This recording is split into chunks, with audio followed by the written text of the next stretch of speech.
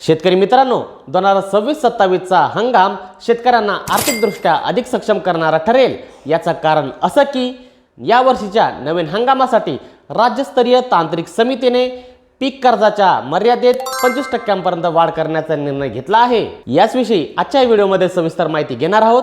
त्यासाठी व्हिडिओ शेवटपर्यंत बघा आणि आपल्या कृषीशास्त्र चॅनलवर नवीन असाल तर चॅनलला सबस्क्राइब नक्की करा। शेतकरी मित्रांनो, मागच्या काही वर्षापासून खते, सर्व प्रकारचे कीटकनाशके, मजुरी आणि इंधनाच्या किमतीमध्ये भरपूर प्रमाणात वाढ झालेली दिसत आहे। यामुळेच शेतकऱ्यांचा उत्पादन खर्च हा वाढलेला आहे।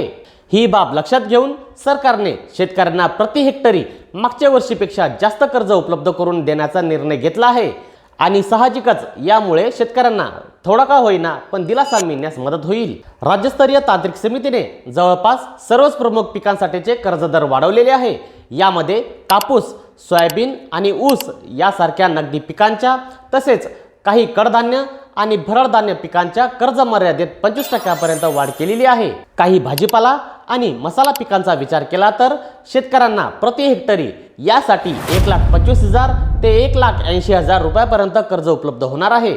त्याचबरोबर द्राक्ष आणि डाळिंब यासारख्या निर्यातक्षम फळ पिकांसाठीचे प्रति हेक्टरी 1,25,000 ते 2,50,000 एवढी कर्ज मर्यादा ठेवण्यात आली आहे। शेतकरी मित्रांनो, या वाढीव पीक कर्ज मर्यादेला राज्य शासनाने मान्यता दिली आहे आणि त्याची अंमलबजावणी 2026-27च्या हंगामापासून केली जाणार आहे। या वर्षीच्या एल निनोचा प्रभाव बघता हा एक चांगला निर्णय राज्य शासनाने घेतलेला आहे आणि याचा फायदा शेतकऱ्यांना पुढील काळात नक्कीच होईल। केंद्र आणि राज्य शासनाने यासारखाच एक महत्त्वाचा निर्णय खत, सर्व प्रकारचे बुरशीनाशक आणि कीटकनाशकांच्या दरवाढी विरोधात जर घेतला तर देशातील शेतकऱ्यांना यापेक्षाही मोठा फायदा होईल हे नक्की। शेतकरी मित्रांनो, राज्य शासनाने घेतलेल्या या निर्णयाबद्दल तुमचं काय मत आहे ते कमेंटद्वारे नक्की कळवा।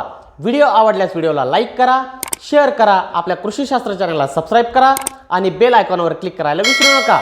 धन्यवाद। जय जवान, जय किसान।